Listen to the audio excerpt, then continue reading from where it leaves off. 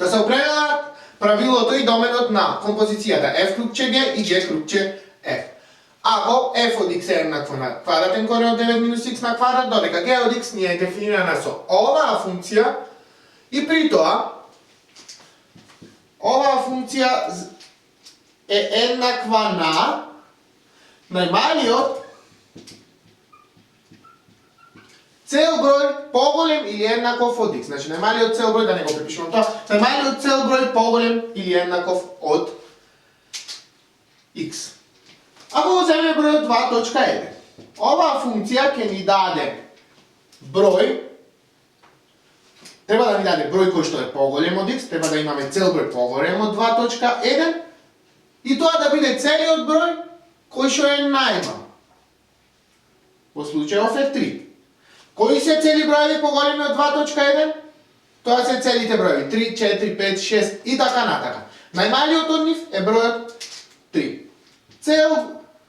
Да речеме, оваа функција, ако ставиме како аргумент 3.7, ќе ми врати 4. Кој е поголем цел број од 3.7? Тоа е бројот, тоа се броевите, тоа 4, 5, 6, 7, 8, 9, 10 и така натака. Кој е најмалиот од нив? Најмалиот од нив е 4. Што се случува доколку имаме негативни вредности? Еве да земеме колку е вредноста на функцијата g од x, доколку како аргумент ставиме или дадеме минус 3.1.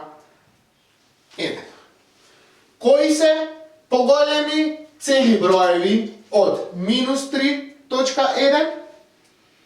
Тоа се броевите. Минус 3 е поголемо од минус 3.1. Минус 2 е поголемо од минус 3.1. Минус 1, 0, 1, 2, 3 и така натака. Најмалиот од нив е минус 3. Исто така. И оваа функција, доколку ставиме аргумент за x минус 3.99 и 999 се до 4, но не и 4, ајде, пак оваа вредност ќе биде минус 3. Дали минус 3 е поголем број од минус 3.99? Да. Дали е цел број? Да. Дали е најмалиот од целите броеви, кој што е поголем од овој број? Да. Ајде да видиме што се случува ако имаме минус 4 за аргумент во оваа функција. Кои се поголеми или еднакви цели броеви од минус 4? Тоа се минус 4, минус 4 значи, минус 3, минус 2 и еднак, значи минус 4 го земам. Минус 4, минус 3, минус 2, минус 1. Кој е најмал од нив? Најмал од нив е минус 4. Се враќаме на задачата. Најпрво да го определиме правилото за композицијата f крупче g. Имаме f крупче g од x е еднакво на f од g од x. На местото од g од x ја пишувам оваа функција, па ќе имам f од вакво нешто. И сега, на местото од x како аргумент го предавам ова тука, па така, тоа е еднакво на квадратен корен од 9 минус. Еве, цел дел ќе го читам, дефиниран на овај начин. Цел дел од x на квадрат. Со определување на правилото завршиме. Уште нешто. Не ни е потребно правилото за да го определиме доменот. Добро, и без да го определиме правилото, ние може да го определиме доменот. Правилото не ни е потребно за определување на доменот. Зошто? Бидејќи доменот на композицијата f крупче g се определува како множество од вредностите x од доменот на натрешната функција. Во случајов натрешна функција е g од x, че x припаѓа на доменот на g, за кој што важи следното. g од x да припаѓа на доменот на надворешната функција, односно g од x припаѓа на доменот на f. Потребни ни се домените на f и g за да продолжиме да ја решаваме задачата. Уште еднаш ви повторувам, правилото не е потребно. Немој да згрешите кога ќе најдете правилото, па на оваа функција да барате домен. Ќе добиете погрешен резултат. Продолжуваме понатака. Треба да ги определиме DG и DF. Функцијата f е конечна функција, односно имаме квадратен корен од нешто, бидејќи имаме квадратен корен од 9 минус x на квадрат, мора аргументот кој што е под коренот, односно 9 минус x на квадрат да биде поголемо или еднакво на 0. Ова е еквивалентно со x на квадрат помало или еднакво на 9. Ги коренувам двете страни, ќе добијам апсолутна вредност од x помало или еднакво на 3. Решенијата на оваа неравенка се следните. X припаѓа на интервалот од минус 3 до 3. На претходните видеа видовме детално како се решава овај дел. Мислам дека на сите ви е јасен. Па така, доменот на f е интервалот од минус 3 до 3. Уште нешто забравивме да кажеме за оваа функција. Оваа функција g од x е дефинирана над множеството реални броеви, односно доменот на оваа функција е множеството на реални броеви. Доменот на g е множеството на реални броеви. Значи, оваа функција е цел дел дефиниран на начинот кој што го објаснав. Во наредниот чекор што правиме? Заменуваме во оваа формула. Имаме x да припаѓа на доменот на g, односно x да биде реален број за кој што ќе важи g од x во случајот цел дел од x да припаѓа на доменот на f. Односно, доменот на f може да го замениме како доменот на f е интервалот од минус 3 до 3. Со се вредностите минус 3 и 3. Сега, ајде да се подсетиме тука што објаснувавме. И да видиме, дали ако ставиме цел дел од минус 3.99 ќе ми даде минус 3. Да. Ако ставиме цел дел од минус 3.99999, пак ќе ми даде минус 3.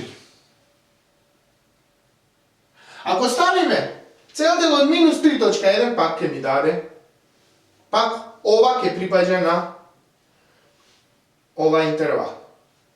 Значи, првиот дел ќе го препишам, тука има R. Решението на ова е кога x ќе припаѓа од минус 4 без минус четворката. Зашто без минус четворката? Бидејќи цел дел од минус 4 ќе ми даде минус 4. Ако целиот дел го дефинирам на овај начин. За минус 3.5, минус 3.1, минус 3.2 ќе ги добивам вредностите минус 3. Ако земам вредности помали од минус 3, еве да речеме минус 2 нешто, пак тие вредности ќе припаѓаат на овај интервал. Докаде тоа ќе важи? Дали десната граница на овај интервал е 3 или 4? Ако земам 3.7, за цел дел ќе добијам 4. Ако земам 3.1 ќе добијам пак 4. Значи, тука десната граница е тројка. Колку е цел дел од 3? Тоа е целиот број најмал или еднаков на 3. Ако е еднаковиот број на 3, тоа е самиот тој. Значи, овде ќе ја вклучам и тројката. Зошто ова го направи?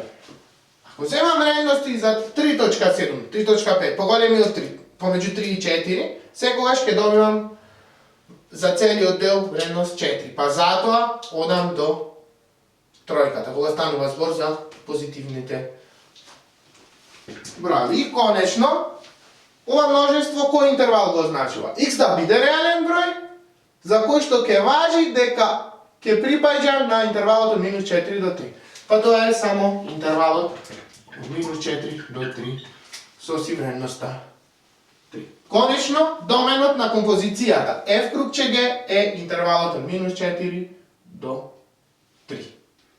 Продолжуваме со останатото барање од оваа задача. Да го определиме правилото на композицијата g крупче f, како и доменот на композицијата g крупче f.